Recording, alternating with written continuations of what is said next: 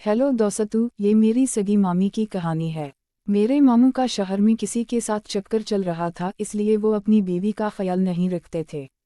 जब मैं उनके घर गया तो क्या हुआ वो सब इस कहानी में बताता हूँ। मेरा नाम अजय है, मैं कानपुर का रहने वाला हूँ, उम्र 21 साल है और ग्रेजुएशन कर रहा हूँ। मेरा कद 6 फीट है और मैं जिम भी जाता हूँ। मुझे शादीशुदा औरतों में ज़्यादा दिलचस्पी रही है और ये मेरी पहली कहानी है जो मैं आप सबके साथ शेयर कर रहा हूँ। मेरी मामी की उम्र तकरीबन 30 साल होगी। गोरा रंग, ना ज़्यादा पतली ना ज़्यादा मोटी, एक खूबसूरत और पुरकशिश औरत। उनका 4 साल का एक बेटा भी है। बात उस वक्त की है जब मेरे नाना नानी के घर बड़ी बहन की शादी थी। नाना कसानी करते हैं, बड़े मामू उनका साथ देते हैं और छोटे मामू शहर में नौकरी करते हैं। अम्मी ने मुझे कहा कि शादी की तैयारियों में मदद के लिए नानी के घर चला जाऊं, तो मैं अगले दिन पहुंच गया। सबसे मिला, छोटी मामी से भी। उस वक्त मेरे दिल में इनके लिए कोई खास जज्बा नहीं था। चंद दिन तैयारियों में गुजर गए। एक दिन दोपहर को घर में ज्यादा लोग नहीं थे। मैं ऊपर मामी के कमरे के पास पहुंचा तो सुना कि वो फोन पर रो रही थीं। बाद में पता चला कि मामू कुछ दिन और नहीं आ सकेंगे। वो पहले भी 4 महीनों में सिर्फ 2 बार घर आए थे। मामी से मेरी अच्छी बातचीत होने लगी। बाजार जाने का मौका आया तो हम सब गाड़ी में गए।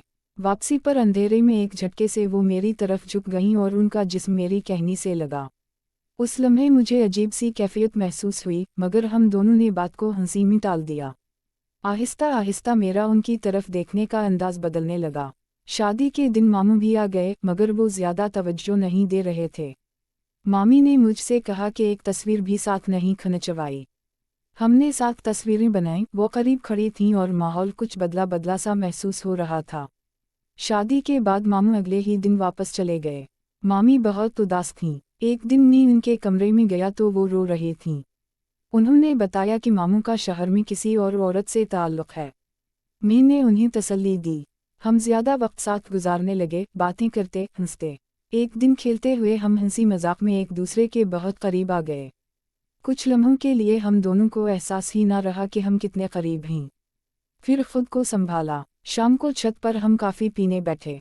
हल्की हुआ, चांदनी रात और दिल की बातें। मामी ने कहा कि वो काफ़ी अरसे बाद खुश महसूस कर रही हैं। उनकी ज़िंदगी में मोहब्बत की कमी थी। मुझे भी उनसे ख़ास लगाव होने लगा था। रात को मुझे उनका पैगाम आया कि इन्हें नींद नहीं आ रही। मैं उनके कमरे में गया। कमरे में हल्की रोशनी थी और खामोशी छाई हुई थी। हम कुछ देर बात करते रहे। जज्बात काबू से बाहर होने लगे।